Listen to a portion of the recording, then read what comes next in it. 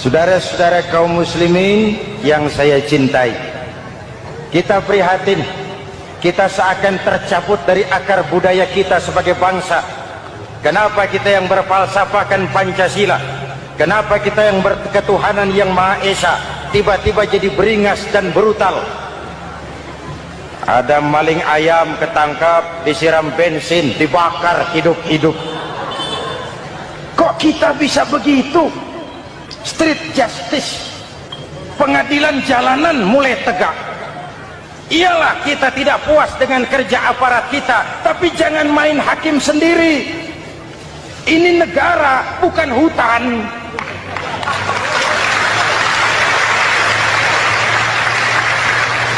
Jangan mencegah kemunkaran dengan menegakkan kemunkaran baru. Oleh hal-hal yang sepele yang mestinya kita bisa mencari jalan keluar dengan baik. Ayo luruskan saf, rapatkan barisan, satukan langkah, tautan hati. Kita satu umat yang satu, diikat oleh Al-Quran. Hanya dengan kebersamaan kita akan mampu menata hari esok yang lebih baik atas dasar keadilan dan kebenaran. Dulu Muhammad Toha teriak takbir ngadepi Belanda. Bung Tomo teriak takbir ngadepi Belanda. Ayeuna takbir ngadepi batur sadulur salembur. Nanaonan.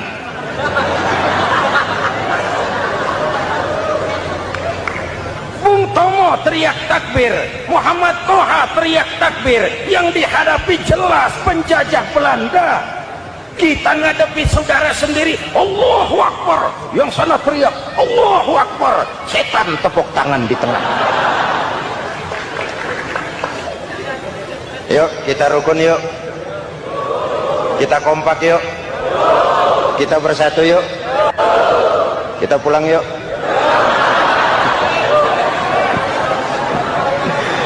Ini misi kedua. Misi yang ketiga, Al-Quran membebaskan manusia dari gaya hidup sekuler. Quran mengingatkan, awas bung, ada hidup sesudah mati, ada akhirat sesudah dunia. Lebih untung orang yang percaya akhirat daripada yang tidak. Paling tidak hidupnya normatif. Contoh, saudara yakin akhirat ada, lalu saudara hidup baik-baik, menjauhi yang munkar, meninggalkan yang haram, saudara sujud, puasa, jihad, lalu saudara mati. Setelah mati ternyata akhirat tidak ada ruginya. Paling kurang kita sudah dicatat sebagai orang baik.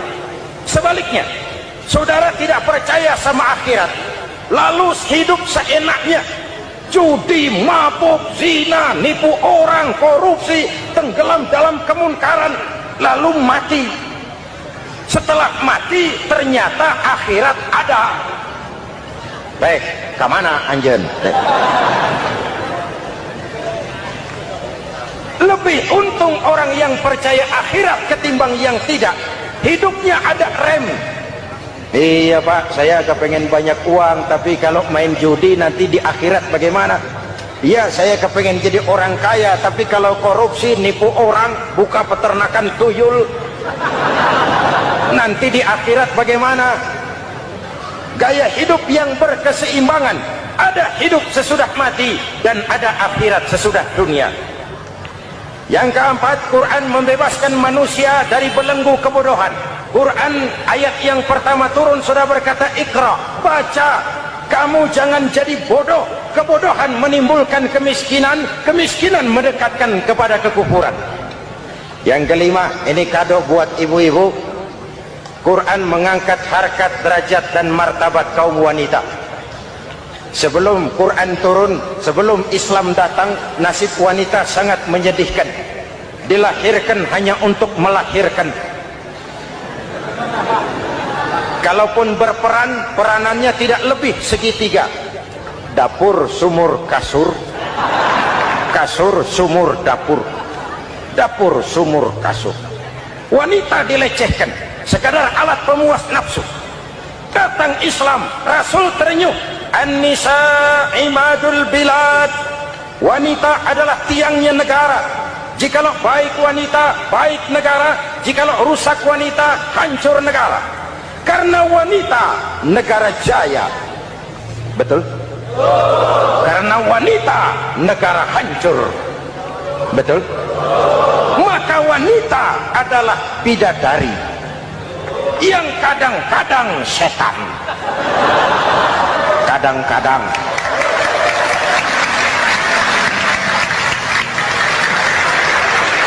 Karena yang hadir di sini bidadari semua. Ibu bapak, saudara-saudara hadirin yang saya hormati. Lalu bagaimana sikap kita terhadap Al-Quran? Quran sendiri menjelaskan, "Thumma awrasnal kitaba alladzina istafaina min ibadina." Kemudian kami wariskan kitab Al-Quran yang kami pilih buat hamba-hamba kami yang terpilih. Luar biasa. Umatnya umat pilihan, Rasulnya Rasul pilihan, kitabnya pun kitab pilihan. Kami wariskan Al-Quran kepada hamba-hamba kami yang kami pilih. Bagaimana sikap mereka setelah menerima Al-Quran? Terbagi tiga. Pertama, faminhum zalimun linafsihi. Di antara mereka ada yang setelah menerima Al-Quran lalu zalim kepada dirinya sendiri. Diterimanya Al-Quran dengan lidahnya, tapi ditolak dengan perbuatannya. Mulutnya menjunjung Al-Quran, perbuatannya menginjak Al-Quran. Quran bilang ke barat, dia pergi ke timur. Quran bilang ke selatan, dia berangkat ke utara.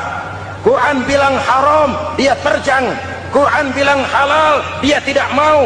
Orang seperti itu tidak zalim kepada Allah, tapi zalim kepada dirinya sendiri. Apakah mudah-mudahan kita yang termasuk golongan ini? Amin. Yang kedua, wa minhum muqtasid. Di antara mereka ada yang menerima Quran 50-50,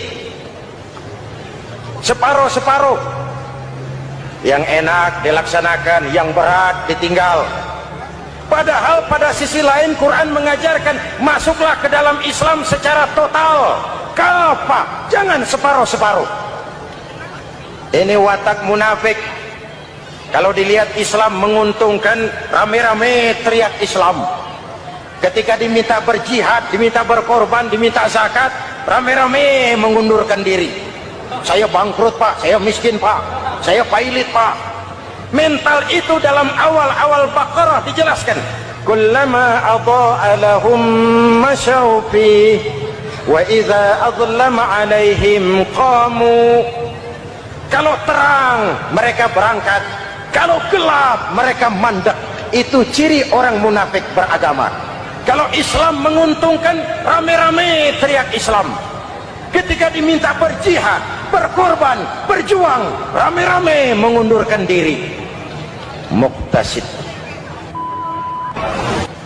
Golongan yang ketiga, ini yang ideal. Wa minhum sabiqum bil khairati biiznillah. Di antara mereka ada yang setelah menerima Al-Quran lalu berlomba-lomba mengamalkannya, berlomba-lomba melaksanakannya. Jangan sampai yang baca Quran dengan suara merdu dapat piala, yang mengamalkan Quran dengan konsekuen dapat penjara.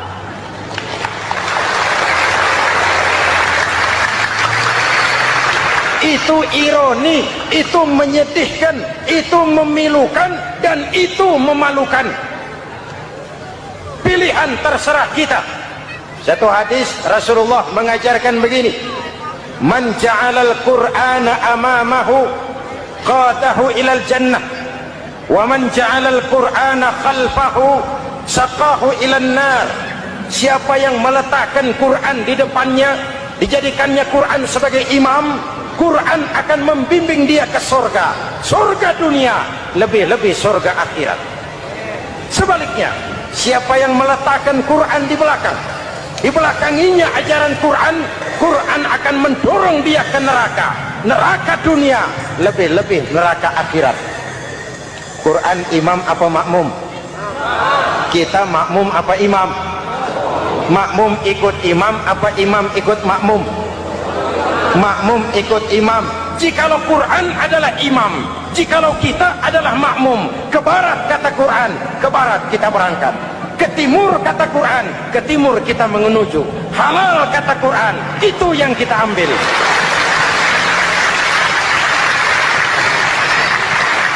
Mari kita jadikan Ramadan sebagai bulan di mana sedikit demi sedikit kita berupaya kembali menjadi generasi yang Qurani. Rasulullah pernah ditanya, kalau Tuhan wafat ya Rasul, kemana kami minta nasihat? Aku tinggalkan kamu dua nasihat, satu yang diam saja, satu yang bisa bicara. Yang bisa bicara apa ya Rasul? Al-Quran. Minta nasihat Quran. Yang diam saja apa ya Rasul? Maut. Dalam hidup ada dua nasihat. Nasihat yang bisa bicara, Al-Quran. Nasihat yang diam saja, maut. Kok kita bisa begitu? Street justice, pengadilan jalanan mulai tegak. Iyalah kita tidak puas dengan kerja aparat kita, tapi jangan main hakim sendiri. Ini negara, bukan hutan.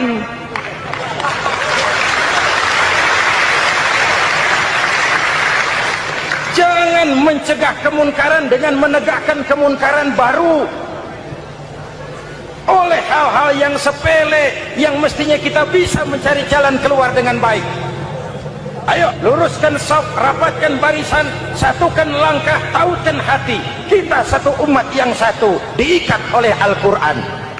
Hanya dengan kebersamaan kita akan mampu menata hari esok yang lebih baik atas dasar keadilan dan kebenaran. Dulu teh Muhammad Toha teriak takbir ngadepi Belanda. Bung Tomo teriak takbir ngadepi Belanda. Ayeuna takbir ngadepi batur sadulur salembur. Nanaonan.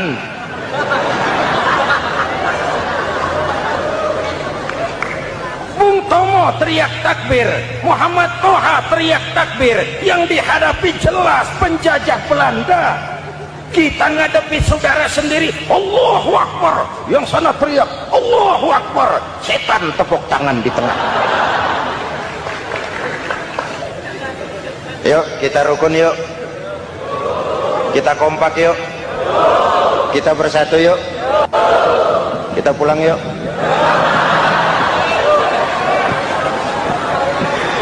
Ini misi kedua. Misi yang ketiga, Al-Quran membebaskan manusia dari gaya hidup sekuler. Quran mengingatkan, awas bung, ada hidup sesudah mati, ada akhirat sesudah dunia. Lebih untung orang yang percaya akhirat daripada yang tidak. Paling tidak hidupnya normatif. Contoh, saudara yakin akhirat ada, lalu saudara hidup baik-baik, menjauhi yang munkar, meninggalkan yang haram, saudara sujud, puasa, jihad, lalu saudara mati. Setelah mati ternyata akhirat tidak ada. Tidak ada ruginya. Paling kurang kita sudah dicatat sebagai orang baik. Sebaliknya, saudara tidak percaya sama akhirat, lalu hidup seenaknya, judi, mabuk, zina, nipu orang, korupsi, tenggelam dalam kemunkaran, lalu mati.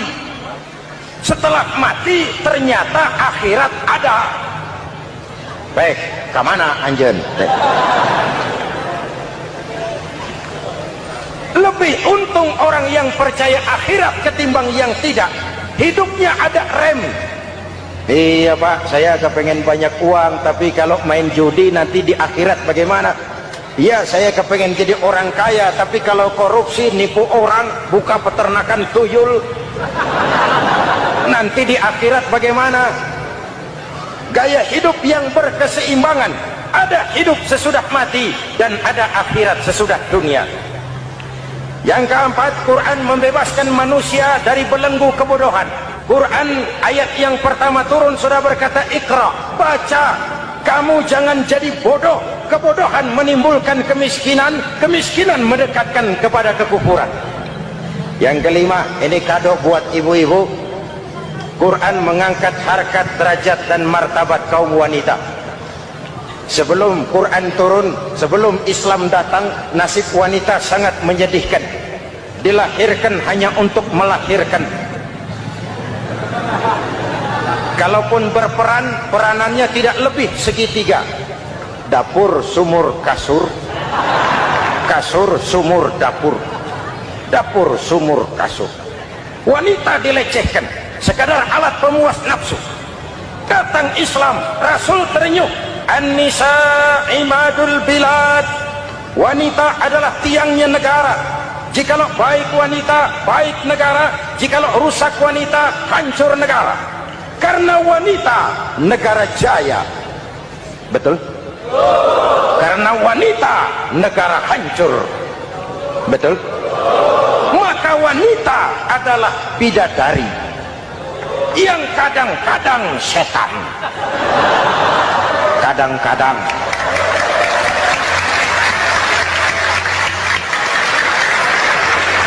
Ini yang hadir di sini bidadari semua. Ibu bapak, saudara-saudara hadirin yang saya hormati. Lalu bagaimana sikap kita terhadap Al-Quran? Quran sendiri menjelaskan, "Tsumma awrasnal kitaba alladzina istafaina min ibadina." Kemudian kami wariskan kitab Al-Quran yang kami pilih buat hamba-hamba kami yang terpilih. Luar biasa. Umatnya umat pilihan, Rasulnya Rasul pilihan, kitabnya pun kitab pilihan. Kami wariskan Al-Quran kepada hamba-hamba kami yang kami pilih. Bagaimana sikap mereka setelah menerima Al-Quran? Terbagi tiga. Pertama, faminhum zalimun linafsihi. Di antara mereka ada yang setelah menerima Al-Quran lalu zalim kepada dirinya sendiri. Diterimanya Al-Quran dengan lidahnya, tapi ditolak dengan perbuatannya. Mulutnya menjunjung Al-Quran, perbuatannya menginjak Al-Quran. Quran bilang ke barat, dia pergi ke timur. Quran bilang ke selatan, dia berangkat ke utara. Quran bilang haram, dia terjang. Quran bilang halal, dia tidak mau. Orang seperti itu tidak zalim kepada Allah, tapi zalim kepada dirinya sendiri. Apa kalau kita, mudah-mudahan kita yang termasuk golongan ini, amin. Yang kedua, wa minhum muqtasid. Di antara mereka ada yang menerima Quran 50-50, separuh-separuh. Yang enak dilaksanakan, yang berat ditinggal. Padahal pada sisi lain Quran mengajarkan masuklah ke dalam Islam secara total, kafah, jangan separuh-separuh. Ini watak munafik. Kalau dilihat Islam menguntungkan, rame-rame teriak Islam. Ketika diminta berjihad, diminta berkorban, diminta zakat, rame-rame mengundurkan diri. Saya bangkrut pak, saya miskin pak, saya pailit pak. Mental itu dalam awal-awal Baqarah dijelaskan. Kullama adha'a lahum masyaw fih wa idza adlama 'alaihim qamu. Kalau terang mereka berangkat, kalau gelap mereka mandek. Itu ciri orang munafik beragama. Kalau Islam menguntungkan, rame-rame teriak Islam. Ketika diminta berjihad, berkorban, berjuang, rame-rame mengundurkan diri. Muqtasid. Golongan yang ketiga, ini yang ideal. Wa minhum sabiqum bil khairati biiznillah. Di antara mereka ada yang setelah menerima Al-Quran lalu berlomba-lomba mengamalkannya, berlomba-lomba melaksanakannya. Jangan sampai yang baca Quran dengan suara merdu dapat piala, yang mengamalkan Quran dengan konsekuen dapat penjara.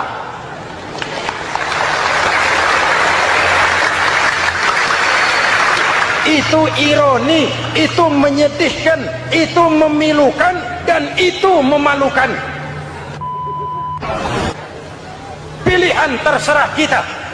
Satu hadis Rasulullah mengajarkan begini, man ja'alal qur'ana amamahu qadahu ilal jannah wa man ja'alal qur'ana khalfahu saqahu ilan nar.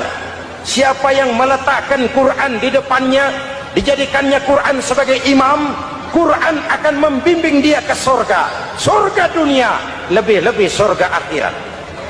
Sebaliknya, siapa yang meletakkan Quran di belakang, dibelakanginya ajaran Quran, Quran akan mendorong dia ke neraka, neraka dunia, lebih-lebih neraka akhirat. Quran imam apa makmum? Kita makmum apa imam? Makmum ikut imam apa imam ikut makmum? Makmum ikut imam. Jikalau Quran adalah imam, jikalau kita adalah makmum, ke barat kata Quran, ke barat kita berangkat. Ke timur kata Quran, ke timur kita menuju. Halal kata Quran, itu yang kita ambil.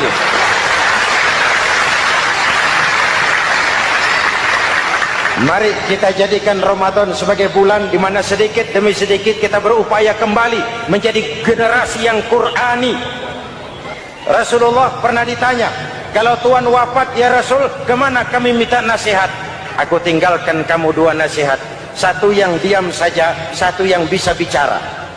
Yang bisa bicara apa ya Rasul? Al-Quran. Minta nasihat Quran. Yang diam saja apa ya Rasul? Maut.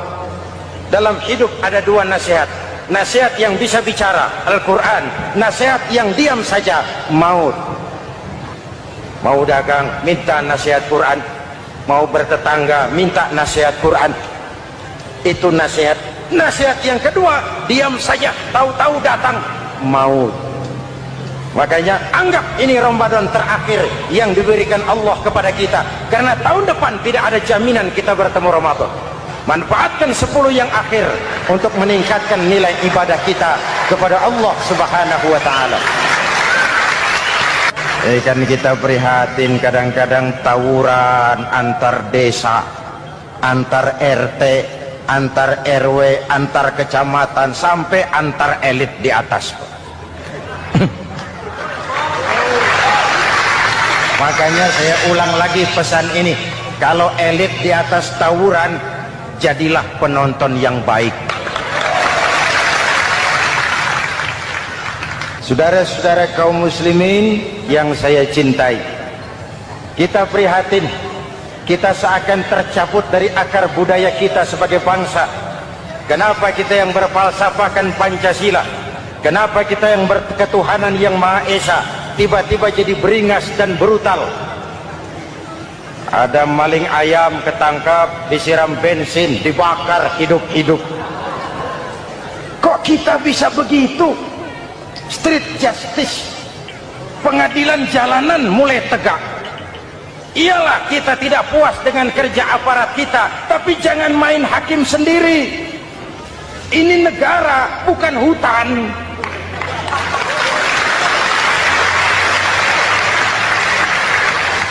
Jangan mencegah kemunkaran dengan menegakkan kemunkaran baru. Oleh hal-hal yang sepele yang mestinya kita bisa mencari jalan keluar dengan baik. Ayo luruskan saf, rapatkan barisan, satukan langkah, taukan hati. Kita satu umat yang satu, diikat oleh Al-Quran.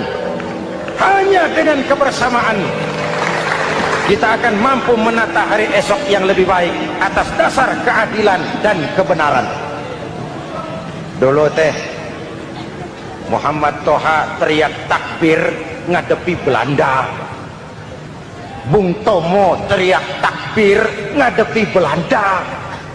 Ayeuna takbir ngadepi batur sadulur salembur. Nanaonan.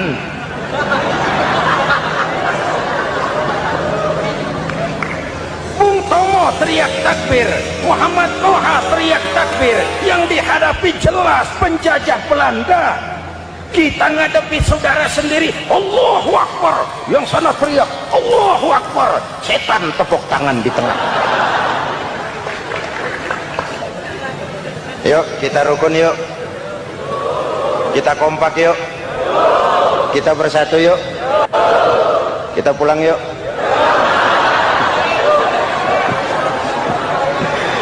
Ini misi kedua. Misi yang ketiga, Al-Quran membebaskan manusia dari gaya hidup sekuler. Quran mengingatkan, awas bung, ada hidup sesudah mati, ada akhirat sesudah dunia. Lebih untung orang yang percaya akhirat daripada yang tidak. Paling tidak hidupnya normatif. Contoh, Saudara yakin akhirat ada, lalu saudara hidup baik-baik, menjauhi yang munkar, meninggalkan yang haram, saudara sujud, puasa, jihad, lalu saudara mati. Setelah mati ternyata akhirat tidak ada. Tidak ada ruginya. Paling kurang kita sudah dicatat sebagai orang baik. Sebaliknya, saudara tidak percaya sama akhirat, lalu hidup seenaknya, judi, mabuk, zina, nipu orang, korupsi, tenggelam dalam kemunkaran, lalu mati. Setelah mati ternyata akhirat ada. Baik, kemana anjen? Lebih untung orang yang percaya akhirat ketimbang yang tidak. Hidupnya ada rem. Iya Pak, saya kepengen banyak uang, tapi kalau main judi nanti di akhirat bagaimana? Iya, saya kepengen jadi orang kaya, tapi kalau korupsi, nipu orang, buka peternakan tuyul, nanti di akhirat bagaimana? Gaya hidup yang berkeseimbangan. Ada hidup sesudah mati dan ada akhirat sesudah dunia. Yang keempat, Quran membebaskan manusia dari belenggu kebodohan. Quran ayat yang pertama turun sudah berkata, Iqra, baca, kamu jangan jadi bodoh. Kebodohan menimbulkan kemiskinan, kemiskinan mendekatkan kepada kekufuran. Yang kelima, ini kado buat ibu-ibu, Quran mengangkat harkat, derajat dan martabat kaum wanita. Sebelum Quran turun, sebelum Islam datang, nasib wanita sangat menyedihkan. Dilahirkan hanya untuk melahirkan. Kalaupun berperan, peranannya tidak lebih segitiga. Dapur, sumur, kasur. Kasur, sumur, dapur. Dapur, sumur, kasur. Wanita dilecehkan, sekadar alat pemuas nafsu. Datang Islam, Rasul terenyuh. An-nisa imadul bilad. Wanita adalah tiangnya negara. Jikalau baik wanita, baik negara. Jikalau rusak wanita, hancur negara. Karena wanita, negara jaya. Betul? Karena wanita, negara hancur. Betul? Maka wanita adalah bidadari yang kadang-kadang setan. Kadang-kadang.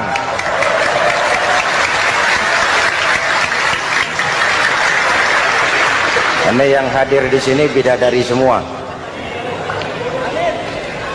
Ibu bapak, saudara-saudara hadirin yang saya hormati.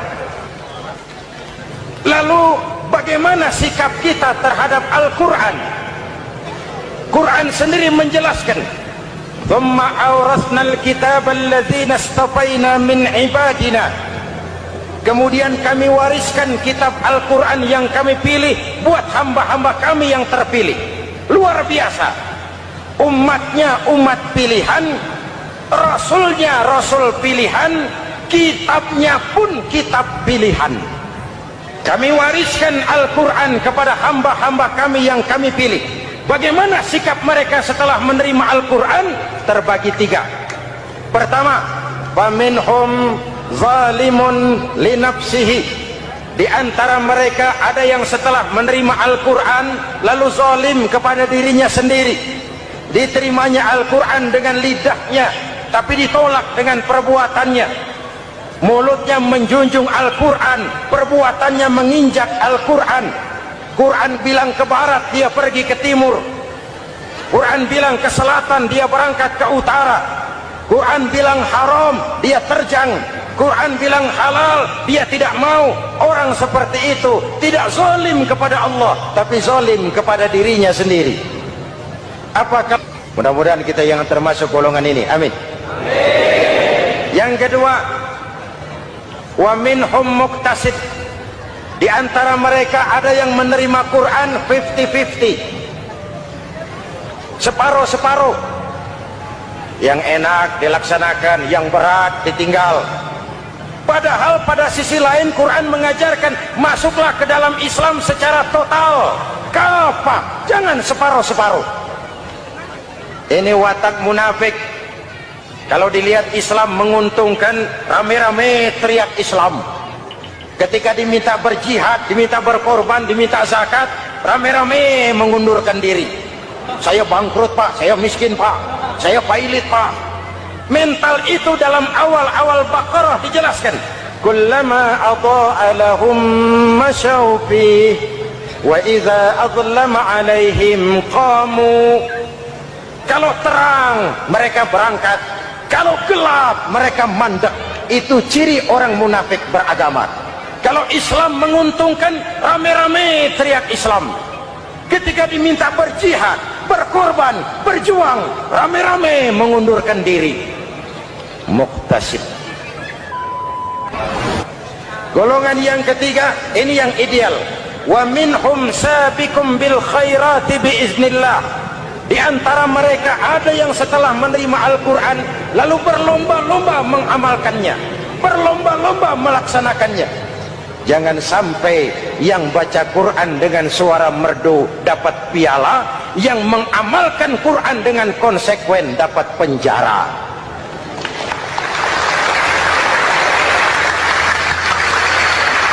Itu ironi, itu menyedihkan, itu memilukan, dan itu memalukan. Pilihan terserah kita. Satu hadis Rasulullah mengajarkan begini: man ja'alal Qur'ana amamahu qadahu ilal jannah wa man ja'alal Qur'ana khalfahu saqahu ilan nar. Siapa yang meletakkan Quran di depannya, dijadikannya Quran sebagai imam, Quran akan membimbing dia ke surga, surga dunia, lebih-lebih surga akhirat. Sebaliknya, siapa yang meletakkan Quran di belakang, dibelakanginya ajaran Quran, Quran akan mendorong dia ke neraka, neraka dunia, lebih-lebih neraka akhirat. Quran imam apa makmum? Kita makmum apa imam? Makmum ikut imam apa imam ikut makmum? Makmum ikut imam. Jikalau Quran adalah imam, jikalau kita adalah makmum. Ke barat kata Quran, ke barat kita berangkat. Ke timur kata Quran, ke timur kita menuju. Halal kata Quran, itu yang kita ambil.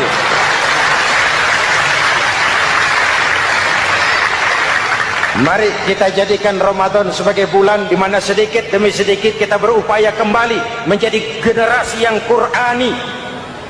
Rasulullah pernah ditanya, kalau Tuhan wafat ya Rasul, kemana kami minta nasihat? Aku tinggalkan kamu dua nasihat, satu yang diam saja, satu yang bisa bicara. Yang bisa bicara apa ya Rasul? Al-Quran. Minta nasihat Quran. Yang diam saja apa ya Rasul? Maut. Dalam hidup ada dua nasihat, nasihat yang bisa bicara Al-Quran, nasihat yang diam saja maut. Kok kita bisa begitu? Street justice, pengadilan jalanan mulai tegak. Iyalah kita tidak puas dengan kerja aparat kita, tapi jangan main hakim sendiri. Ini negara bukan hutan.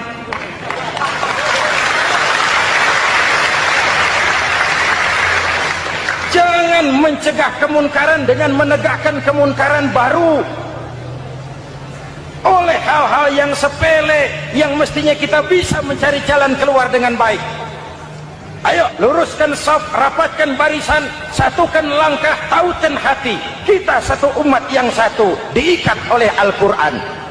Hanya dengan kebersamaan kita akan mampu menata hari esok yang lebih baik atas dasar keadilan dan kebenaran. Dulu teh Muhammad Toha teriak takbir ngadepi Belanda. Bung Tomo teriak takbir ngadepi Belanda. Ayeuna takbir ngadepi batur sadulur salembur. Nanaonan.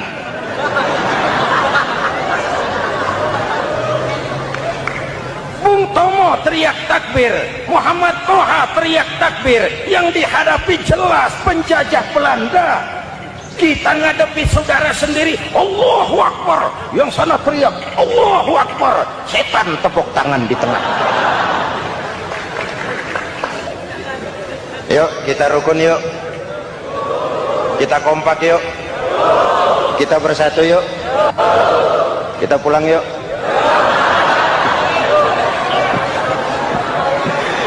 Ini misi kedua. Misi yang ketiga, Al-Quran membebaskan manusia dari gaya hidup sekuler. Quran mengingatkan, awas bung, ada hidup sesudah mati, ada akhirat sesudah dunia. Lebih untung orang yang percaya akhirat daripada yang tidak. Paling tidak hidupnya normatif. Contoh, saudara yakin akhirat ada, lalu saudara hidup baik-baik, menjauhi yang munkar, meninggalkan yang haram, saudara sujud, puasa, jihad, lalu saudara mati. Setelah mati ternyata akhirat tidak ada. Tidak ada ruginya. Paling kurang kita sudah dicatat sebagai orang baik. Sebaliknya, saudara tidak percaya sama akhirat, lalu hidup seenaknya, judi, mabuk, zina, nipu orang, korupsi, tenggelam dalam kemunkaran, lalu mati. Setelah mati ternyata akhirat ada. Baik, kemana anjen? Lebih untung orang yang percaya akhirat ketimbang yang tidak. Hidupnya ada rem. Iya pak, saya kepengen banyak uang, tapi kalau main judi nanti di akhirat bagaimana?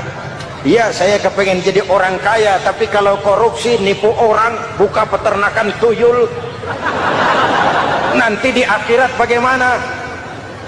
Gaya hidup yang berkeseimbangan. Ada hidup sesudah mati dan ada akhirat sesudah dunia. Yang keempat, Quran membebaskan manusia dari belenggu kebodohan. Quran ayat yang pertama turun sudah berkata, Iqra, baca, kamu jangan jadi bodoh. Kebodohan menimbulkan kemiskinan, kemiskinan mendekatkan kepada kekufuran.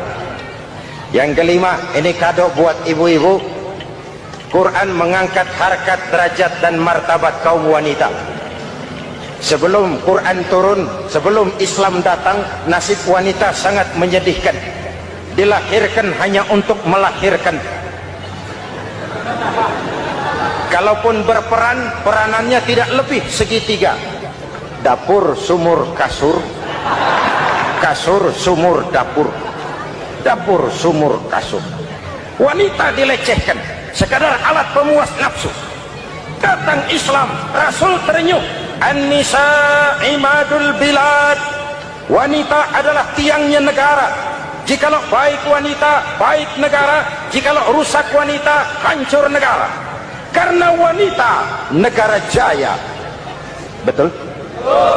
Karena wanita, negara hancur. Betul? Maka wanita adalah bidadari yang kadang-kadang setan. Kadang-kadang.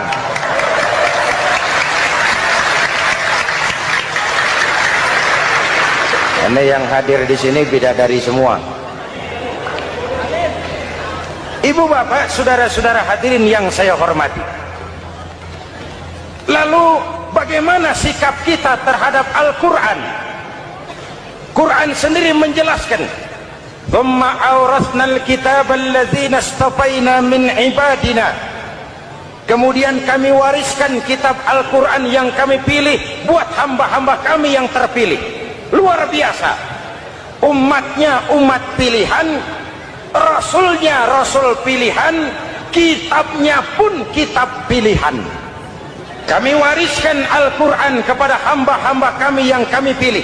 Bagaimana sikap mereka setelah menerima Al-Quran? Terbagi tiga. Pertama, faminhum zalimun linafsihi. Di antara mereka ada yang setelah menerima Al-Quran lalu zalim kepada dirinya sendiri. Diterimanya Al-Quran dengan lidahnya, tapi ditolak dengan perbuatannya. Mulutnya menjunjung Al-Quran, perbuatannya menginjak Al-Quran. Quran bilang ke barat, dia pergi ke timur. Quran bilang ke selatan, dia berangkat ke utara. Quran bilang haram, dia terjang. Quran bilang halal, dia tidak mau. Orang seperti itu tidak zalim kepada Allah, tapi zalim kepada dirinya sendiri. Apa kalau kita, mudah-mudahan kita yang termasuk golongan ini, amin. Yang kedua, wa minhum muqtasid. Di antara mereka ada yang menerima Quran 50-50. separuh-separuh. Yang enak dilaksanakan, yang berat ditinggal. Padahal pada sisi lain Quran mengajarkan masuklah ke dalam Islam secara total, kafah, jangan separuh-separuh.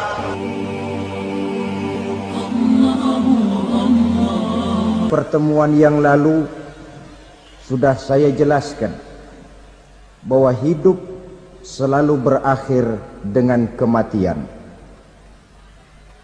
Apabila datang kematian menimpa seseorang, datanglah kiamat baginya.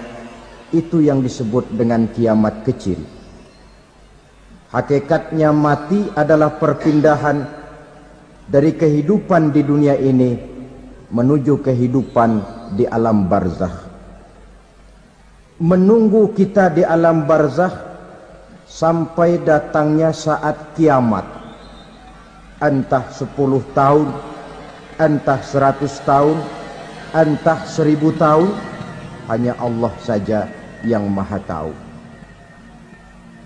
Adapun orang-orang beriman yang melakukan amal kebajikan dalam kehidupan di dunia ini, masa penantian yang lama di alam barzakh buat mereka sebentar saja.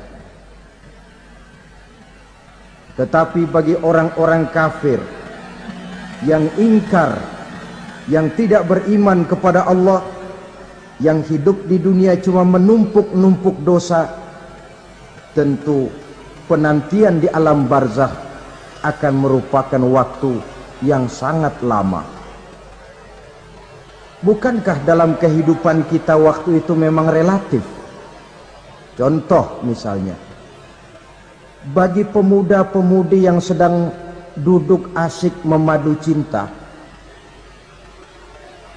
waktu 4-5 jam saja rasanya cuma 4-5 menit.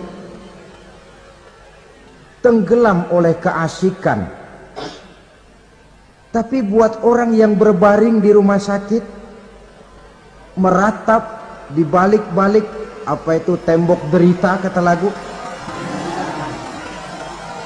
di balik dinding-dinding penjara, sehari bagai seminggu, seminggu rasa sebulan, sebulan boleh jadi rasa setahun. Penantian yang sangat lama. Kapan kiamat itu akan datang?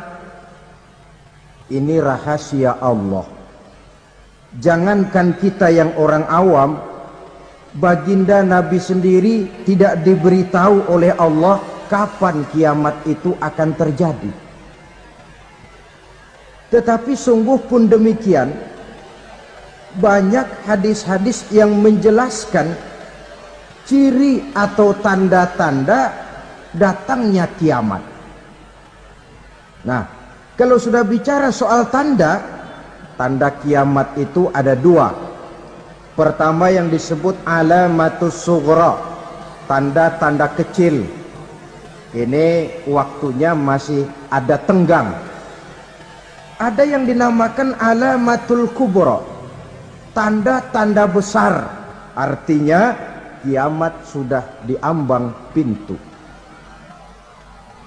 Apa tanda-tanda kecil dari datangnya hari kiamat itu?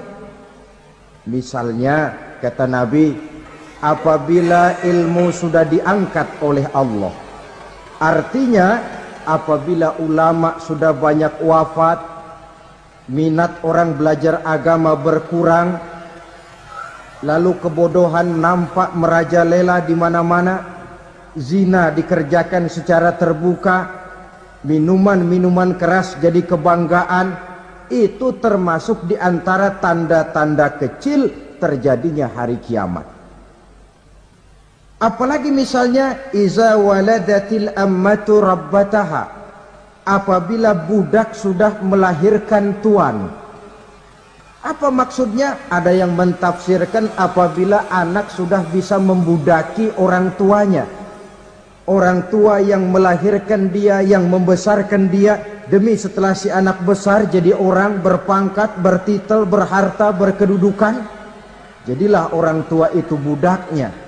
Sehingga sering dibilang kalau orang tua kaya, anak jadi raja.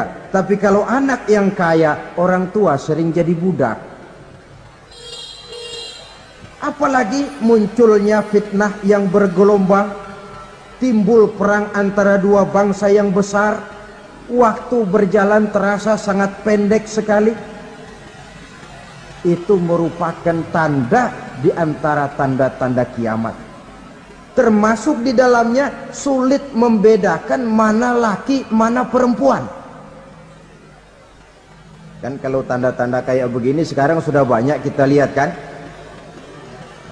Lama banyak wafat, penggantinya sulit. Zina dikerjakan berterang-terangan, minuman keras jadi kebanggaan, banyak anak membudaki orang tuanya, sulit membedakan mana laki mana perempuan. Kadang-kadang dari belakang kita lihat perempuan bener, begitu kita colek nengok jenggotan.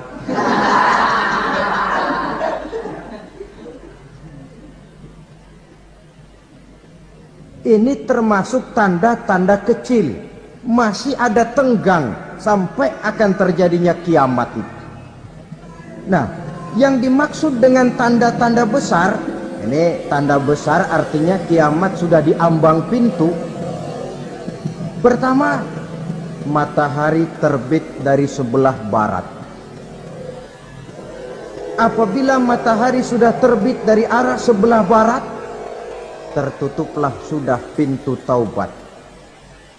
Bersabda Nabi kita, la taqumus sa'atu hatta tatlu'a syamsu min maghribiha. Tidak akan datang hari kiamat sampai matahari terbit dari arah sebelah barat. Wa iza tala'at, manakala matahari telah terbit dari arah sebelah barat, wara'ahan nasu, manusia banyak menyaksikan itu, amanu ajma'un, mereka pun lalu beriman. Yang tadinya kafir, yang tadinya ingkar, yang tadinya membangkang, setelah melihat matahari terbit dari sebelah barat, buru-buru beriman, berlomba-lomba mengucap dua kalimat syahadat. Tapi apa yang terjadi? Kata Nabi, wadzalika hina la yanfa'u nafsan imanuha lam takun amanat min qabl. Hari itu adalah hari yang iman sudah tidak berguna lagi bagi seseorang apabila sebelumnya memang dia tidak pernah beriman. Au kasabat fi imaniha khaira, atau beriman tetapi tidak pernah melakukan kebajikan di dalam keimanannya itu. Hari yang sudah kasib, hari yang sudah terlambat, beriman tidak akan ada gunanya lagi. Ini pelajaran buat kita. Sebelum sang surya terbit dari sebelah barat, sebelum nafas sampai di tenggorokan, artinya pintu taubat masih terbuka.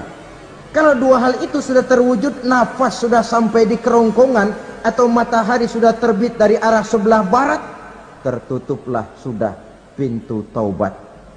Tak ada lagi gunanya pangkat, jabatan, harta, bahkan beriman pun dalam suasana macam itu. Too late, kata orang Kulon.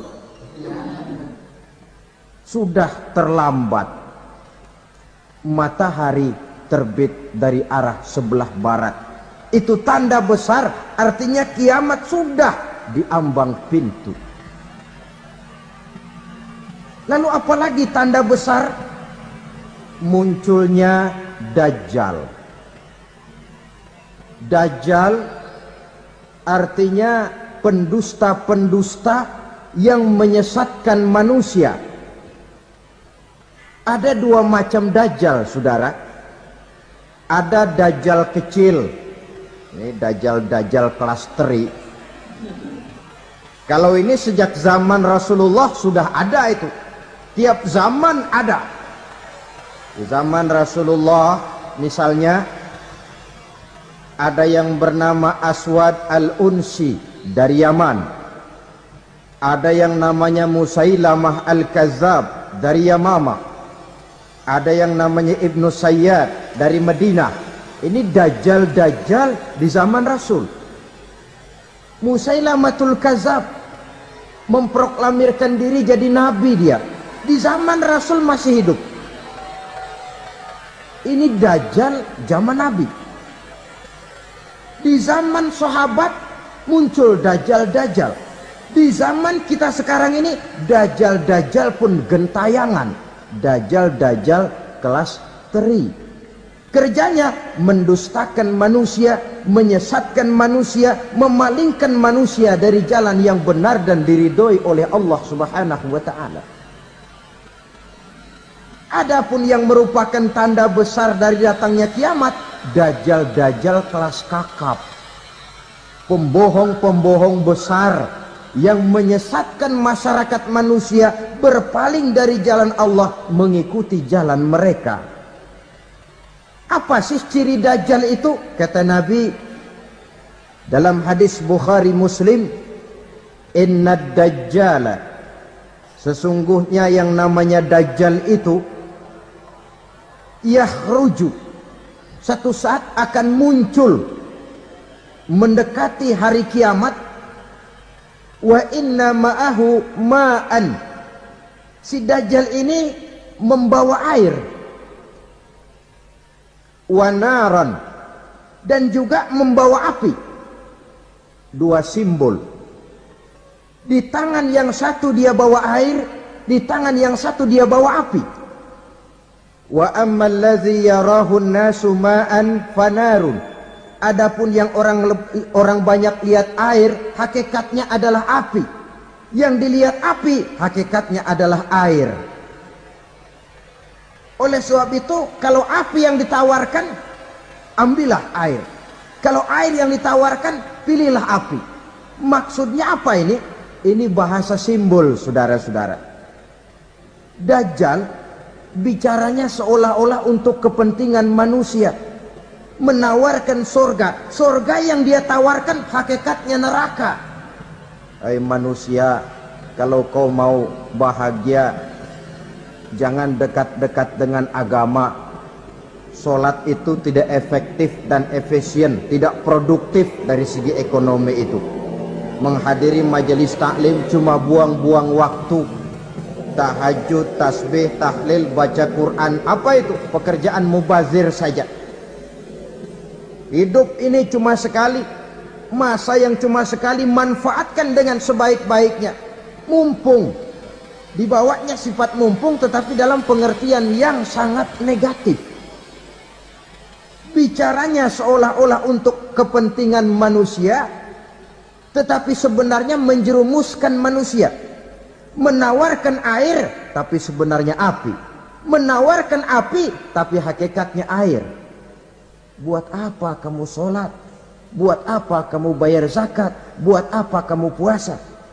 Surga yang dicanangkan Dajjal hakikatnya neraka. Neraka yang digambarkan Dajjal pada dasarnya adalah surga. Jadi memutarbalikkan fakta itu kerjaan Dajjal. Yang hak jadi batil, yang batil dibilang hak, yang benar jadi salah, yang salah malah jadi benar. Tuntunan disuruh jadi tontonan, tontonan malah menjadi tuntunan. Itu pekerjaan Dajjal profesinya. Zamannya Nabi Adam, Dajjalnya kan iblis. Betul? Betul. Apa sih gang kerayuan iblis itu? Allah setelah menciptakan Nabi Adam kan bilang, Adam, kau dan istrimu Hawa tinggal di surga ini. Seluruh fasilitas yang ada di surga persilahkan kau nikmati. Satu yang tidak boleh, jangan coba-coba dekati pohon khuldi. Dekat saja jangan, apalagi sampai memetiknya. Datang Dajjal yang namanya iblis ini. Adam, kamu tahu nggak kenapa tidak boleh makan buah khuldi? Ya nggak tahu, pokoknya saya dilarang. Bodoh kamu Dam. Khuldun artinya kekal. Kalau kamu makan itu buah, kau akan kekal di surga buat selamanya. Allah tidak kepengen, maka dilarang kamu makan buah khuldi. Kalau kau ingin kekal di surga Adam, makan saja. Saya bicara begini ini untuk kepentingan kamu Adam. Ini kan ciri-ciri Dajjal. Bicaranya sih seolah-olah untuk kepentingan Nabi Adam, hakikat sebenarnya menjerumuskan Nabi Adam supaya ingkar dan melanggar larangan dari Allah Subhanahu wa ta'ala. Jadi setelah muncul Dajjal, timbul kekacauan-kekacauan di masyarakat. Banyak yang terpengaruh, terpedaya dan terpesona. Termasuk mereka yang memproklamirkan diri jadi nabi. Mereka yang memproklamirkan diri jadi rasul di zaman sesudah Rasulullah wafat. Itu adalah Dajjal-Dajjal. Maka saya ingatkan, kalau di zaman kita sekarang ini ada orang ngaku jadi nabi, ada orang ngaku jadi rasul, biar bahasa Arabnya kental, Quran hafal, hadis ribuan hadis hafal, biar pakai serban sampai menyengser ke tanah, bahasa Arabnya fasih, tapi dia mengaku jadi nabi, jadi rasul, kita umat Islam wajib tidak percaya.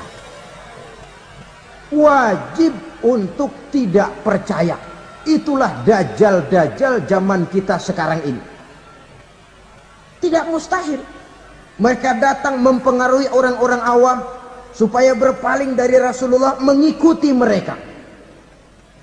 Nah, di akhir zaman nanti, mendekati hari kiamat, Dajjal ini muncul. Dajjal kelas kakap, menyesatkan masyarakat manusia untuk berpaling dari Islam, mengikuti seruan mereka.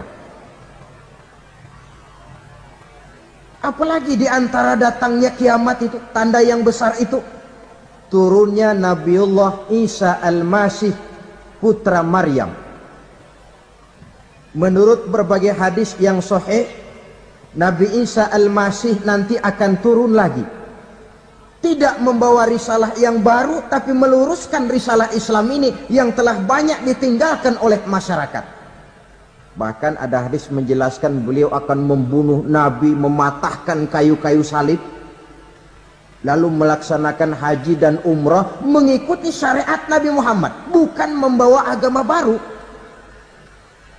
Menjadi semacam mujaddid, reformer, menyelamatkan manusia dari bisikan Dajjal.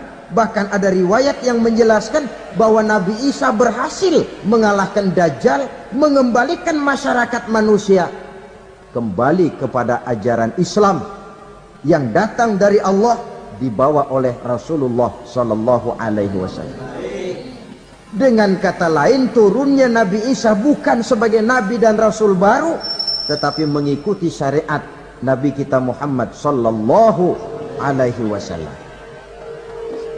Saudara hadirin, ibu-ibu hadirat yang saya hormati, kemudian apalagi di antara tanda-tanda besar akan datangnya kiamat itu?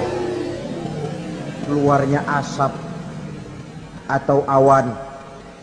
Kata Nabi, inna min asrati sa'ah dukhanan yamla'u ma bainal masyriqi wal maghrib. Di antara tanda-tanda kiamat, munculnya awan atau asap yang memenuhi antara langit dan bumi. Ini pun diperkuat dalam surah Ad-Dukhan ayat 10. Fartaqib yauma ta'tis sama' bidukhanin mubin fayughshan nas hadza azabun alim. Bagi orang-orang yang beriman, mereka biasa-biasa saja. Tapi bagi orang kufur, datangnya asap dan awan ini merupakan azab yang kelewat pedih. Barangkali sedikit mendekati gambaran tentang azab yang pedih ini, saya ingatkan alam pikiran kita kepada peristiwa yang belum lama terjadi. Pernah dengar berita bocornya reaktor nuklir di Chernobyl, Uni Soviet? Pernah dengar? Pernah. Bocornya reaktor nuklir di Chernobyl yang mengakibatkan ratusan, bahkan sangat mungkin ribuan nyawa. Cuma satu reaktor. Bagaimana kalau seluruh cadangan nuklir yang dimiliki oleh para negara adik kuasa ini diledakkan? Bahkan yang konon menurut catatan, cadangan nuklir yang dimiliki bersama oleh Amerika dan Rusia sekarang ini sudah sanggup memusnahkan 6 miliar manusia. 1,5 kali lebih banyak dari jumlah manusia yang nongkrong di permukaan bumi ini. Saudara-saudara hadirin yang saya hormati, lalu saat mendekati hari kiamat, apalagi tandanya? Setelah Nabi Isa wafat, pada saat turunnya yang kedua kali, lalu Allah meniupkan angin sejuk. Semua orang-orang beriman, orang-orang baik wafat, sehingga penghuni bumi ini cuma tinggal lagi terdiri dari orang-orang kafir. Tidak ada lagi di bumi ini yang bisa mengucapkan Allah. Ya, dalam hadis qudsi itu ada keterangan, innallaha azza wa jalla yaqulu li Israfil. Allah pernah pesan kepada malaikat Israfil. Kata Allah, Israfil, iza sami'ta qailan yaqul Allah Allah fa akhirin nafakh 40 sanatan ikraman liqailiha. Hai Israfil, apabila kau dengar di permukaan bumi masih banyak orang yang mengucapkan Allah Allah, maka tunda sangkakala kiamat itu 40 tahun. Untuk apa? Ikraman liqailiha, menghormati orang yang mengucapkan Allah Allah itu.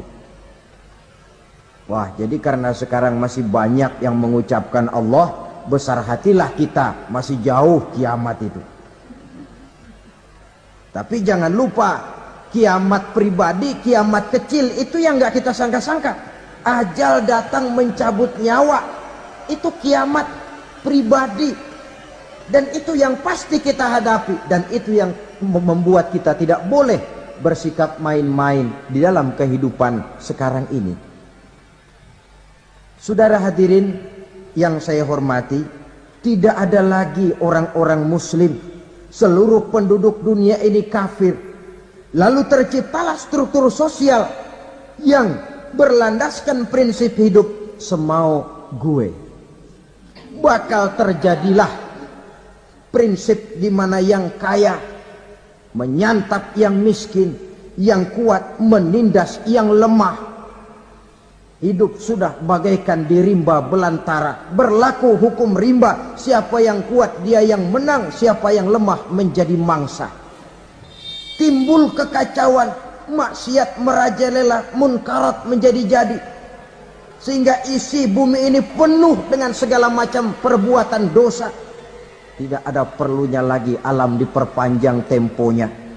Datang saat yang sudah dijanjikan oleh Allah Azza wa Jalla, maka terjadilah yang disebut kiamat kubra, kiamat besar, kiamat hancur-hancuran. Bagaimana kejadian ini dimulai? Dalam surah Az-Zumar ayat 68, Allah subhanahu wa ta'ala berfirman, wa nufikha fis suri fasa'iqa man fis samawati wa man fil ardi illa man sya'allahu. Maka manakala ditiuplah sangkakala, terkejutlah seluruh yang ada di langit dan seluruh yang ada di bumi. Bila saat kiamat datang, Allah perintah malaikat Israfil, Israfil, tiup sangkakalamu. Ditiuplah sangkakala oleh malaikat Israfil. Yang akibat daripada tiupan itu, seluruh yang ada di langit, seluruh yang ada di permukaan bumi terkejut. Yang ada di langit siapa? Malaikat kan. Bayangin aja kalau malaikat kaget, apalagi kita. Terkejut seluruh makhluk yang ada di bumi, yang ada di langit mendengar suara sangkakala itu. Bunyinya tidak sanggup kita bayangkan dahsyatnya. Ledakan nuklir, ledakan neutron, belum apa-apa ketimbang bunyi sangkakala malaikat Israfil ini. Nah, lalu mendengar bunyi sangkakala ini, gemparlah makhluk, kacaulah alam.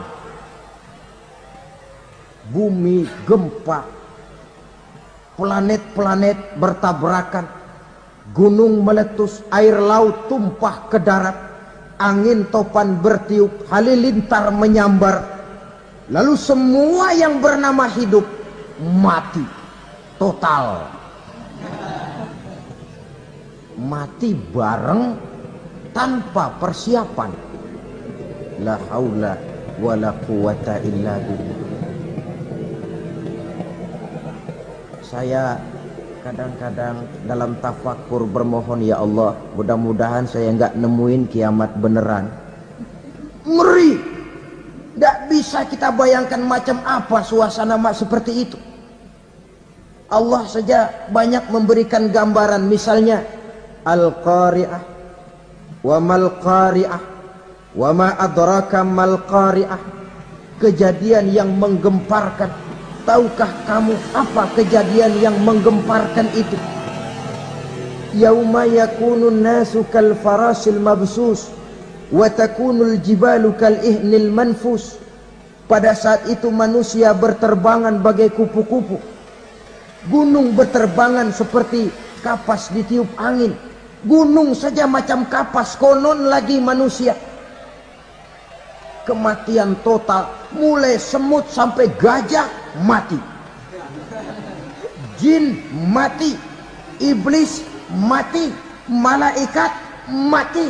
Malaikat saja mati. Saudara hadirin yang saya hormati, kematian total yang tanpa persiapan. Orang bilang, Pak, kalau mati bareng begitu yang repot malaikat maut dong ya. Cabut sana, cabut sini. Itu kalau menurut logika kita, mestinya begitu menurut logika. Tapi logika juga yang bilang nggak perlu serepot itu.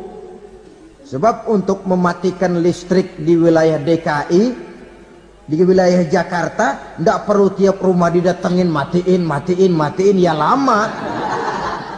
Cukup dari kantor pusatnya saja PLN tekan satu tombol, gelaplah seluruh Jakarta. Saudara hadirin yang saya hormati, kematian total.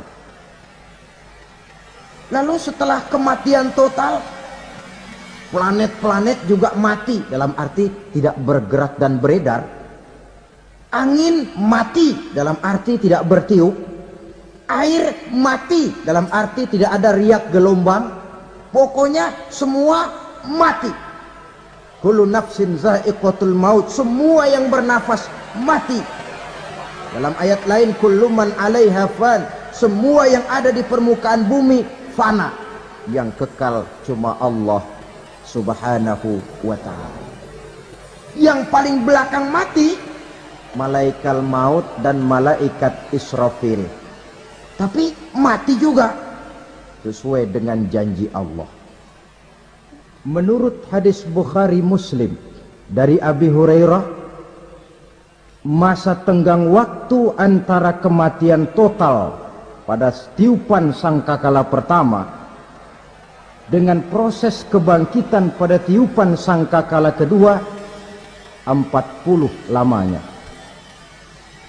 Tidak dijelaskan oleh Abi Hurairah 40 jam, apa 40 hari, apa 40 tahun. Hadis-hadis cuma menyebutkan 40 saja.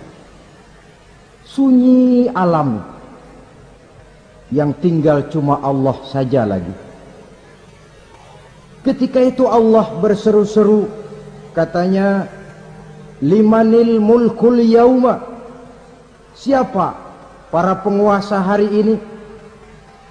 Mana itu raja-raja dan penguasa yang dulu mengaku jadi Tuhan? Fir'aun, mana Fir'aun sekarang? Yang dulu jadi raja, merasa berhasil, sombong, lalu tidak mau turun-turun dari kekuasaannya, sampai kepada puncak kekurang ajarannya mengangkat diri jadi Tuhan. Mana itu Fir'aun? Namrus, mana sekarang Namrus? La ilaha illa ana, ternyata tidak ada Tuhan lain selain daripada aku, kata Allah. Proses kemudian, saudara-saudara, turunlah hujan dari langit 40 lamanya hujan itu. Tidak jelas juga 40 jam apa 40 hari. Setelah air turun membasahi, datanglah tiupan sangkakala yang kedua. Semua yang bernama mati bangkit dari kuburnya masing-masing. Ini yang disebut Yaumul Ba'thi, hari kebangkitan. Allahu Akbar. Pada saat kita bangkit dari kubur kita masing-masing, kumpul di padang mahsyar namanya. Bayangin aja, saya sendiri nggak sanggup bayangin. Manusia sejak zaman Adam sampai zaman kiamat kumpul bareng di tempat sama. Berapa banyaknya itu?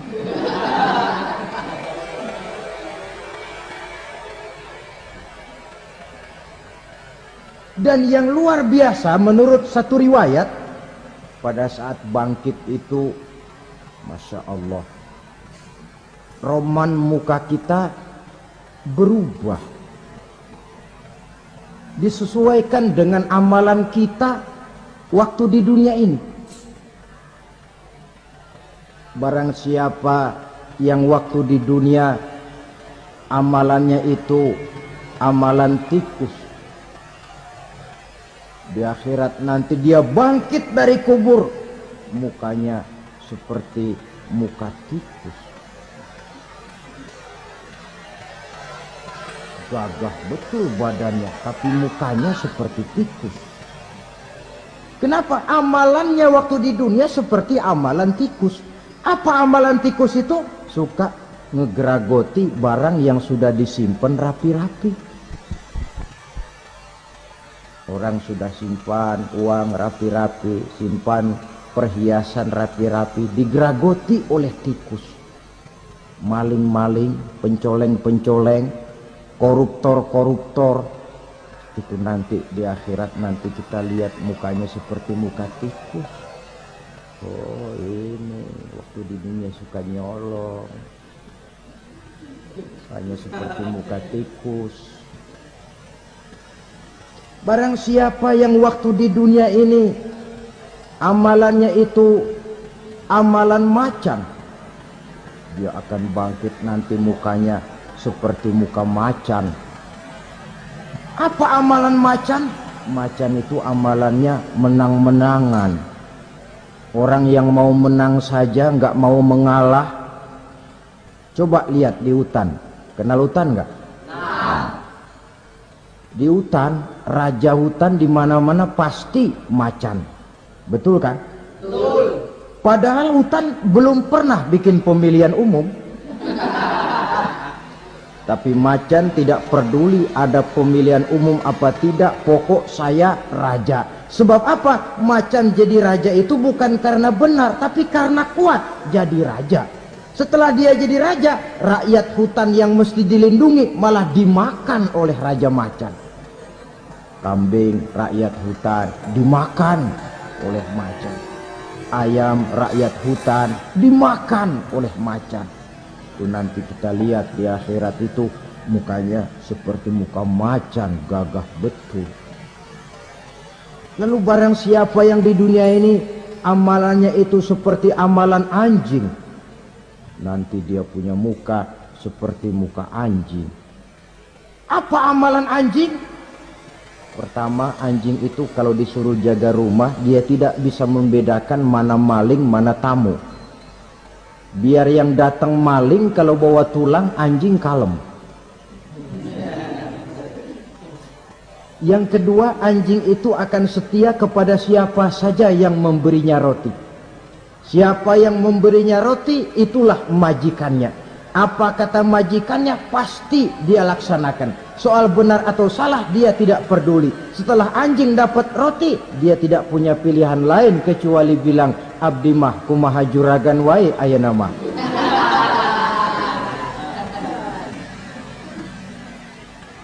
Saudara hadirin yang saya hormati, berkumpul di padang mahsyar, tiap orang sibuk dengan persoalannya masing-masing. Matahari waktu itu didekatkan oleh Allah. Panas luar biasa.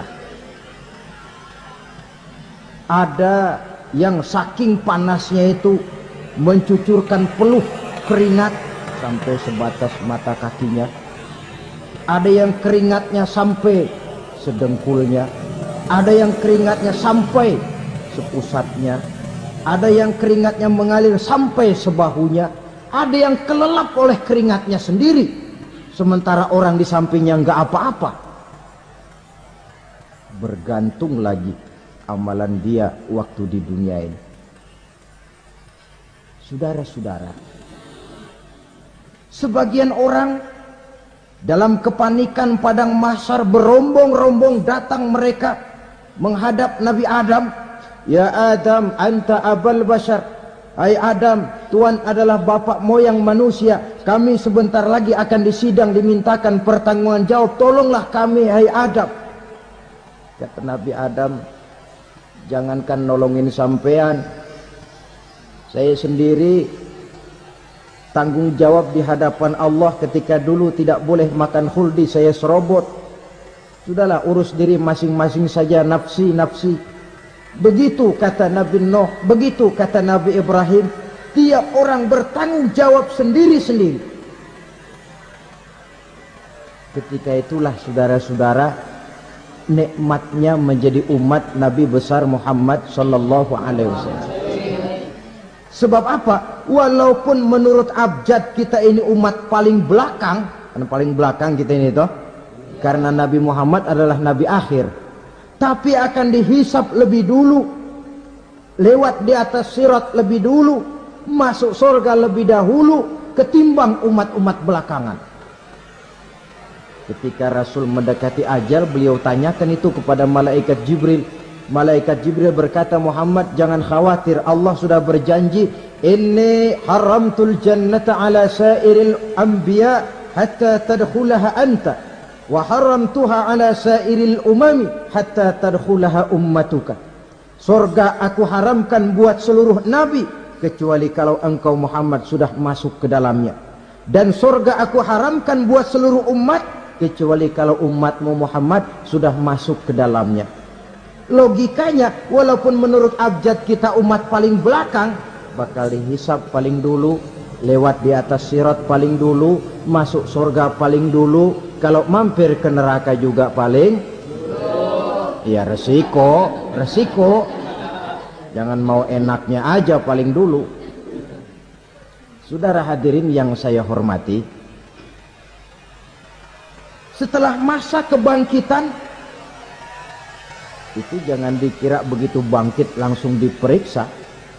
Masih menunggu menanti ribuan tahun perhitungan padang mahsyar untuk sampai kepada proses yang disebut yaumul hisab, hari perhitungan. Seorang demi seorang bakal dipanggil.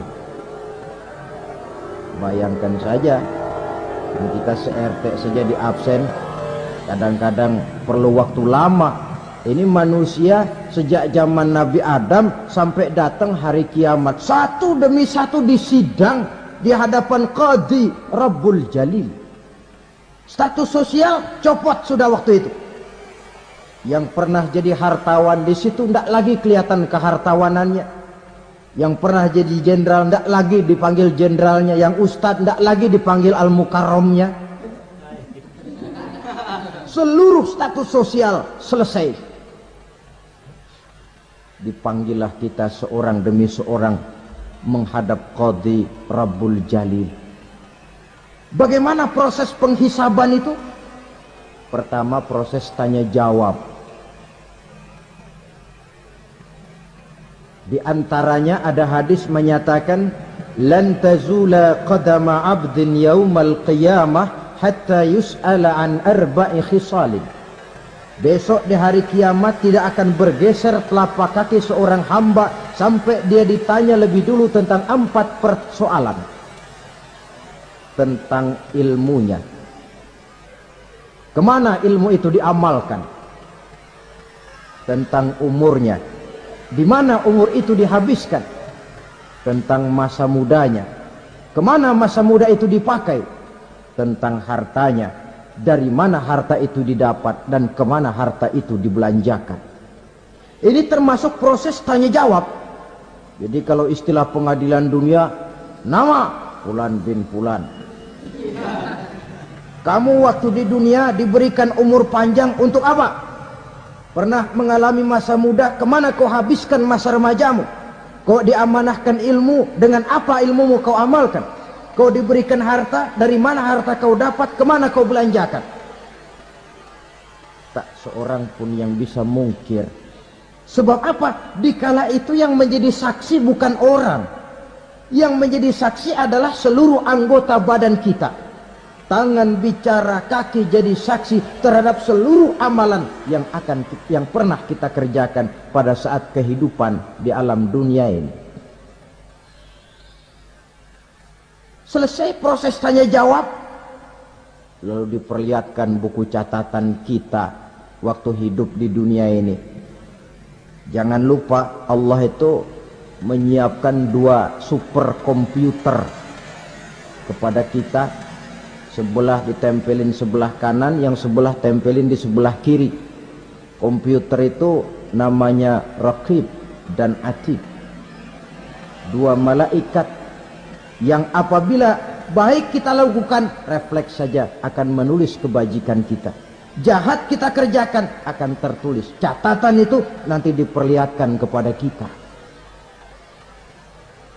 Waduh, alangkah malunya pada saat diperlihatkan catatan kita, buku rapot kita merah melulu. Barangkali diperiksa sambil diomelin, brengsek lo. Buku merah melulu begini, bagaimana waktu hidup di dunia? Tidak cukup diperlihatkan buku catatan kehidupan, rekaman kehidupan. Rekaman kehidupan kita secara utuh sejak terlahir sampai ajal datang merenggut nyawa. Barangkali mirip dengan video sekarang ini, di mana terekam dengan baik seluruh kegiatan kita, sejak yang sekecil-kecilnya sampai kepada yang sebesar-besarnya. Untuk kemudian kita pun menerima balasan. In khairan fa khairun wa in syarran fa syarrun. Kalau baik ya baik balasannya, kalau jahat ya jahat juga balasannya. Catatan-catatan kita diberikan. Kalau banyak kebajikannya diberikan di tangan kanan dengan cara yang halus. Kalau banyak kejahatannya diberikan dari sebelah kiri atau dilempar dari belakang. Itulah sebabnya sejak di dunia ini kita sudah mohon kepada Allah. Ketika berwudu membasuh tangan kanan, apa kita bilang? Allahumma a'tini kitabi biyamini wa hasibni hisaban yasira. Ya Allah, berikan saya kitab di tangan kanan, dan kalau saya memang perlu dihisap, hisaplah saya yang seringan-ringannya. Tangan kiri berlindung kita kepada Allah. Jangan sampai diberikan kitab di tangan kiri atau dari arah sebelah belakang.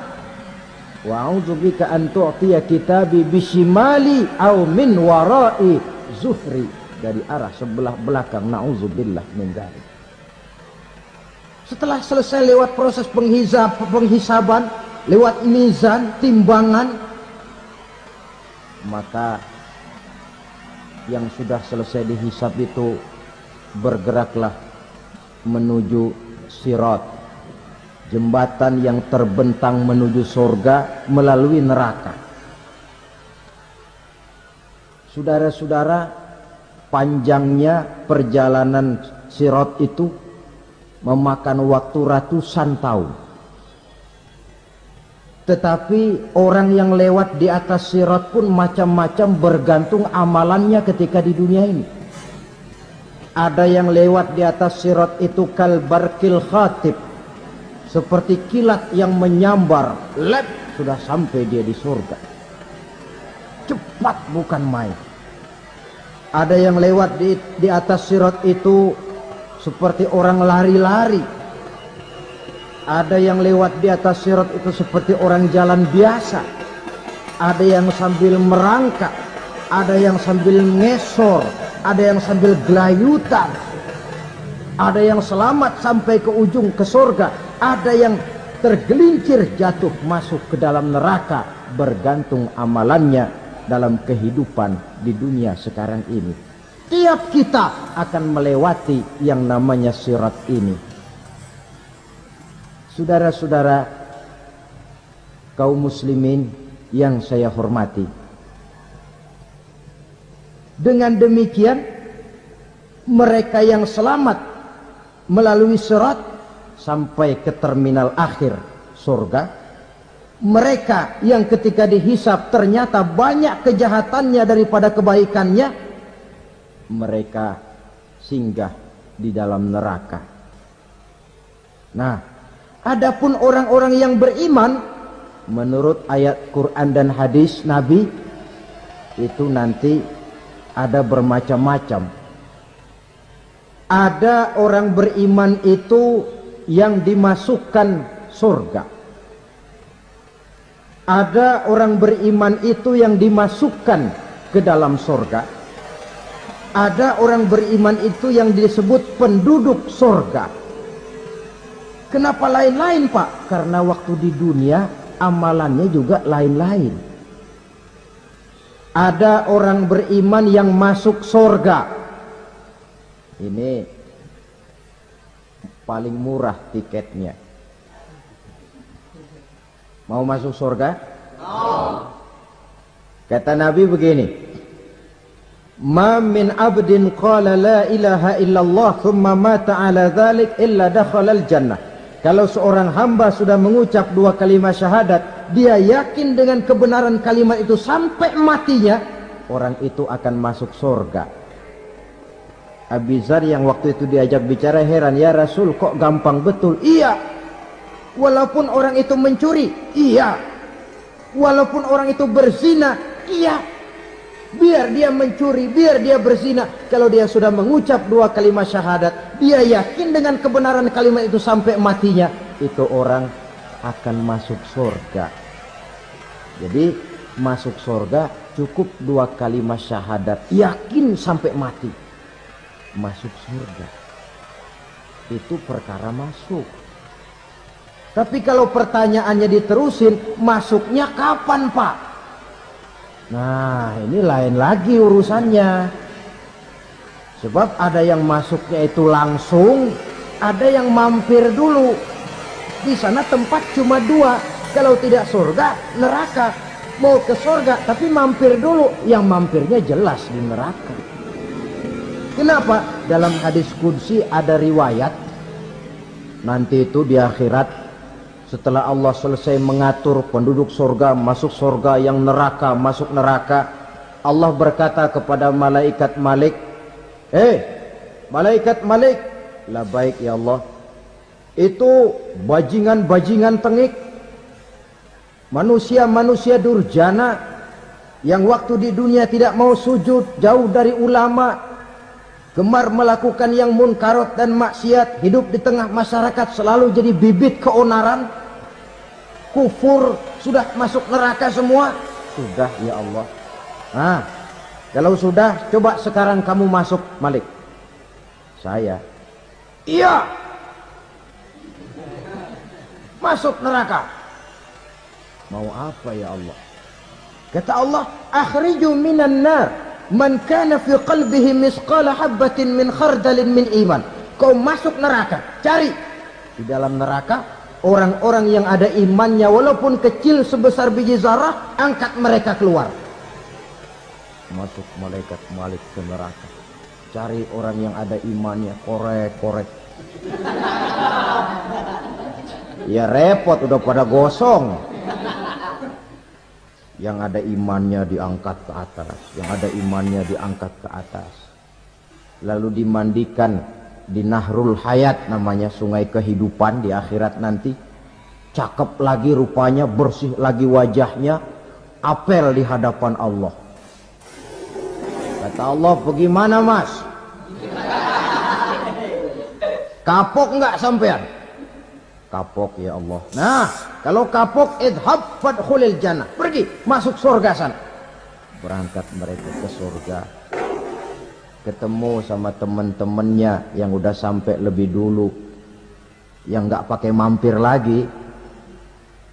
Terjadi dialog, kata teman-temannya yang udah pada nyampe duluan, Mas, iya, emang baru sampai?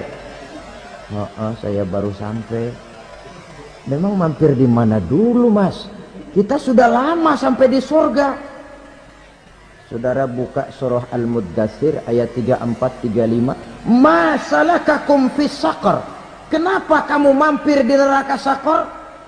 Qalu lam nakum minal musallin. Mereka menjawab, kami mampir di neraka Saqar, Mas, gara-gara dulunya kami waktu di dunia ndak pernah sholat. Ndak pernah sholat? Ndak pernah. Kan rumahnya dekat masjid, cuma dekat doang, Mas. Sholat mah enggak saya. Enggak pernah ngasih makan fakir miskin, enggak pernah hadir di majelis taklim, pendeknya enggak pernah melakukan kebajikan. Maka saya pun mampir di neraka Saqar. Untung betul saya punya iman, Mas, sedikit. Waktu hidup di dunia dulu saya pernah mengucap 2 kalimat syahadat. Sekali-kalinya waktu mau kawin. Masya Allah. Untung saja kawin. Kalau nggak kawin polos.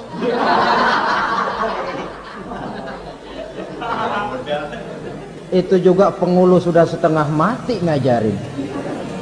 Asyhadu alla asyaduaan asyaduaan.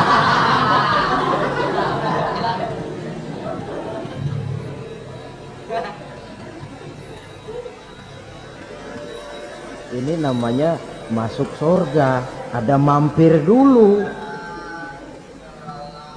Ada pula orang mukmin itu yang dimasukkan surga. Namanya dimasukkan kan terima beres. Saya masuk ke rumah, jalan sendiri, cari tempat sendiri. Saya dimasukkan ke dalam rumah, terima beres, pokok ada di dalam, itu dimasukkan namanya. Nggak pakai mampir. Tapi tentu tiketnya lebih mahal ketimbang yang pertama tadi. Apa kata Allah?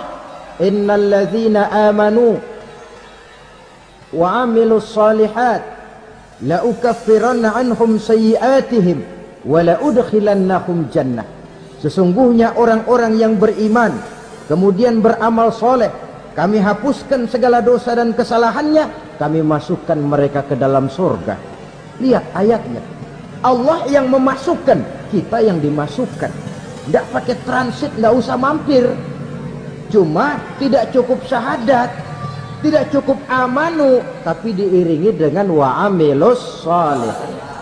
Iman, amal. Tidak cukup syahadat, lalu dibuktikan dia sholat, dia zakat, puasa, lalu dia melakukan berbagai macam kebajikan. Ini yang menyebabkan dia tidak pakai mampir di tempat yang bernama Saqar. Lalu ada pula orang mukmin itu yang disebut penduduk sorga. Wah, ini sudah VIP ini. Ashabul jannah, penduduk sorga. Siapa mereka? Kata Allah, innal ladzina amanu summa istaqamu fala khaufun alaihim wala hum yahzanun ulaika ashabul jannah hum fiha khalidun. Sesungguhnya orang-orang yang beriman lalu istiqamah, tetap dalam melaksanakan perintah Allah, tidak goyah, tidak labil tapi stabil, istiqamah, mereka tidak takut dan tidak bersedih hati. Merekalah penduduk surga. Iman, istiqamah. Tidak punya duit, sembahyang. Banyak duit, sembahyang. Miskin, sembahyang. Kaya, tetap sembahyang. Istiqomah. Kadang orang kalau susah rajin ke masjid, banyak duitnya ngelihat masjid melengos. Itu yang dibilang waktu miskin hamba Allah, setelah kaya jadi hamba harta. Bergeser, tidak ada nilai istiqomahnya. Saudara-saudara, dengan begitu penduduk neraka itu dua. Ada penduduk permanen, ada penduduk yang semi permanen. Yang semi permanen orang-orang beriman yang mempunyai dosa besar. Mereka masuk ke neraka. untuk menerima azab sesuai dengan dosanya. Bila selesai masa azab itu, mereka akan diangkat untuk ditempatkan kembali ke dalam surganya Allah Subhanahu wa ta'ala. Nah, dikala itulah saudara-saudara, ada yang disebut syafaat dari Rasulullah Sallallahu Alaihi Wasallam. Tapi tentu jangan lupa, syafaat ini ibarat kain menambal dia. Kita punya kain bolong-bolong sedikit, syafaat yang menambal. Sholat kita ada kurang dikit, sedekah kita ada campur riak dikit, amalan kita ada tidak karena Allah dikit, kita berharap syafaat. Jadi biarlah kain masih bolong-bolong, yang penting punya kain. Tapi kalau kainnya tidak ada, yang ditambal apanya? Sholat tidak, puasa tidak, zakat tidak, berharap syafaat saja. Ya, terlalu berlebihan itu. Saudara hadirin yang saya hormati, apabila selesai proses penghisaban, proses penghitungan, maka dikala itulah manusia terbagi dalam dua kelompok besar. Fariqun fil jannah wa fariqun fis sa'ir. Sekelompok orang-orang beruntung yang masuk ke dalam surga, dan sekelompok lagi masuk ke dalam neraka. Akan memakan waktu untuk menceritakan sifat surga dan neraka, tapi insya Allah pada kesempatan pertemuan lain saya sampaikan. Namun sebagai gambaran umum cukuplah saya sampaikan sebuah hadis qudsi. Allah jelaskan, a'dadtu li'ibadiyas salihin ma la aynun ra'at wa la uzunun sami'at wa la khatara fi qalbil bashar. Aku sediakan buat hamba-hambaku yang soleh, yang tidak pernah terlihat oleh mata, tidak pernah terdengar oleh telinga, dan belum pernah terdetik dalam hati manusia. Jadi kenikmatan surga belum pernah dilihat mata, belum pernah didengar telinga, belum pernah terdetik dalam hati. Pedihnya azab neraka belum pernah terlihat mata, belum pernah terdengar telinga, belum pernah terdetik dalam hati. Saudara hadirin yang saya hormati, oleh karena itu sebagai uraian akhir daripada kiamat ini, marilah sama-sama kita memanfaatkan hidup dengan sebaik-baiknya supaya jangan timbul penyesalan di hari kemudian nanti. Mudah-mudahan kita seluruhnya diselamatkan Allah dari azab neraka dan mendapat surga dan ridhonya. Sekian dan demikianlah pertemuan kita kali ini. Terima kasih banyak atas segala perhatian. Mohon maaf atas segala kekurangan. Usikum wa nafsi bitaqwallah. Wassalamualaikum warahmatullahi wabarakatuh. Waalaikumsalam warahmatullahi wabarakatuh.